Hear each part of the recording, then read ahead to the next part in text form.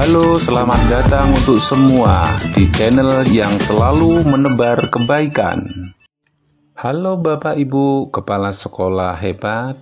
Pada kesempatan ini saya akan memberikan tutorial tentang pengelolaan kinerja kepala sekolah sebagai pegawai, dan karena fitur ini baru muncul sekitar tanggal 25 April 2024, maka mungkin masih ada yang belum mengetahui atau belum membuka-buka PMM karena banyak kesibukannya. Maka bersama ini saya buatkan sebuah video sekedar untuk memberikan gambaran bagaimana pengelolaan kinerja kepala sekolah sebagai pegawai pada PMM. Berikut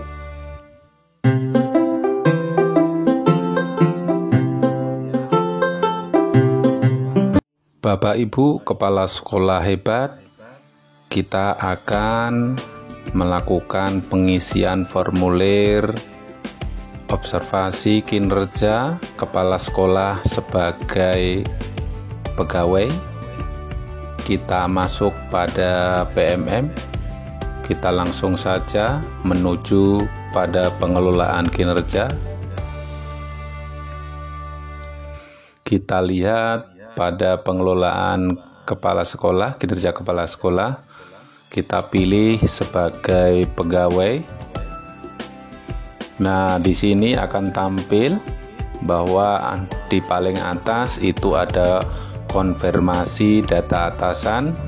Silahkan dibiarkan dulu sebelum nanti ada perubahan, karena di sini sudah ada muncul tim pengawasnya, namun belum muncul dinas pendidikan mana, belum muncul, sehingga abaikan saja dulu. Yang penting kita bisa mengisi pelaksanaan kinerja kepala sekolah sebagai pegawai.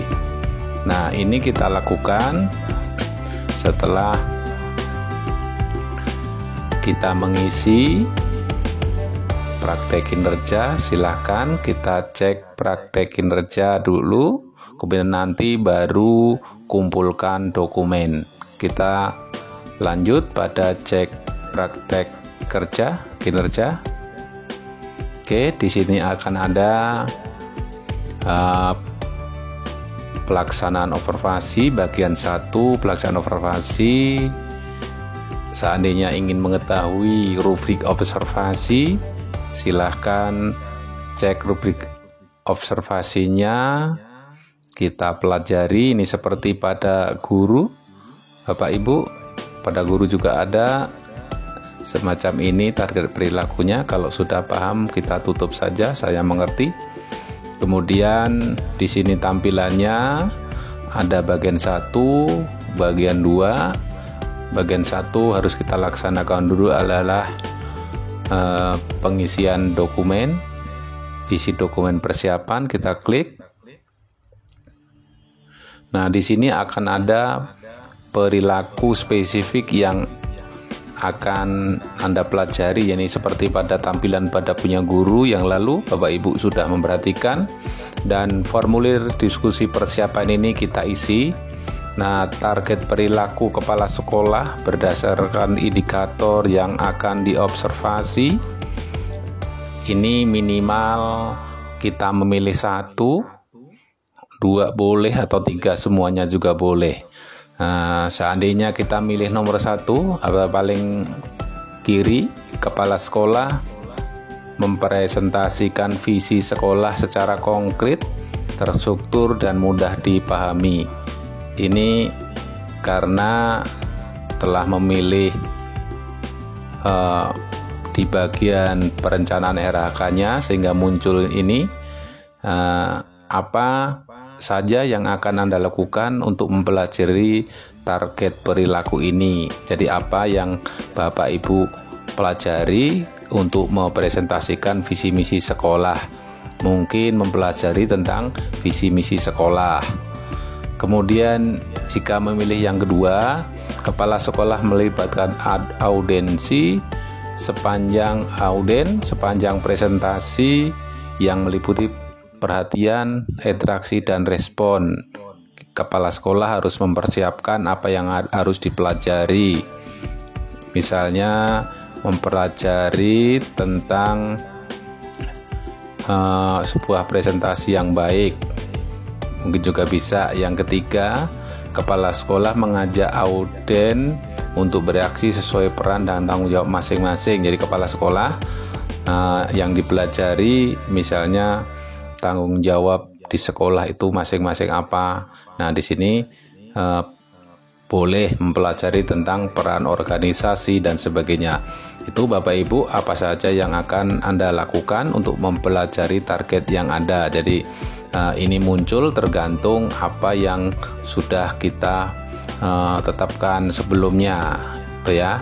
Lanjutkan jadwal observasi, silahkan konsultasi dengan atasan Bapak Ibu, dalam hal ini pengawas sekolah, kapan dilakukan, dan ini dilakukan tentunya sebelum tanggal 30 Juni paling lambat ya, atau akhir minggu ketiga bulan Juni itu harus sudah selesai. Kemudian pertemuan kegiatan yang akan kita lakukan ini melalui apa? Di sini dicontohkan mencari diskusi mingguan dengan kepala sekolah atau melalui forum kamisan dan sebagainya. Jadi pertemuannya itu melalui apa ketika kita dilakukan observasi. Perangkat pendukungnya misalnya daftar hadir kegiatan, kemudian instrumen umpan balik orang tua juga boleh, silahkan. Kemudian catatan lain, jika observasinya dilakukan pukul 10 sampai pukul 15 misalnya, silahkan saja. Kalau sudah selesai maka klik di paling kiri kanan bawah, itu adalah kumpulkan, maka selesailah sudah kita dalam dokumen langkah persiapan. Tuh. Kemudian Bapak Ibu kita kembali kepada kumpulkan dokumen apa saja Bapak Ibu yang akan diperlukan. Oke, nah di sini Bapak Ibu pengembangan kompetensi. Nah, di sini terdapat sebuah pengisian yang mungkin kemarin belum tahu. Ini ada 36 poin melebihi ekspektasi, sehingga itu masih bisa diubah. Ini posisinya, ini sebagai contoh punya Pak Edi Setiawan ini. Pak Edi bisa diubah kembali sehingga 32 poin minimal itu mudah dilaksanakan. Itu masing-masing nanti akan mau mengumpulkan dokumen buktinya. Nih misalnya nomor 1 dokumennya karena 16 poin, klik kita kumpulkan. Ini ada sertifikatnya, ada 4, misalnya nanti diunggah di bagian sini masing-masing sesuai poin yang akan kita atau yang sudah kita lakukan. Itu mungkin Bapak Ibu semua pembahasan kita tentang pengisian pelaksanaan observasi bagi kepala sekolah sebagai pegawai. Demikian, mudah-mudahan bermanfaat, dan apabila ada pertanyaan silahkan tulis di kolom komen dan bantu like dan subscribe channel ini. Terima kasih, semoga bermanfaat.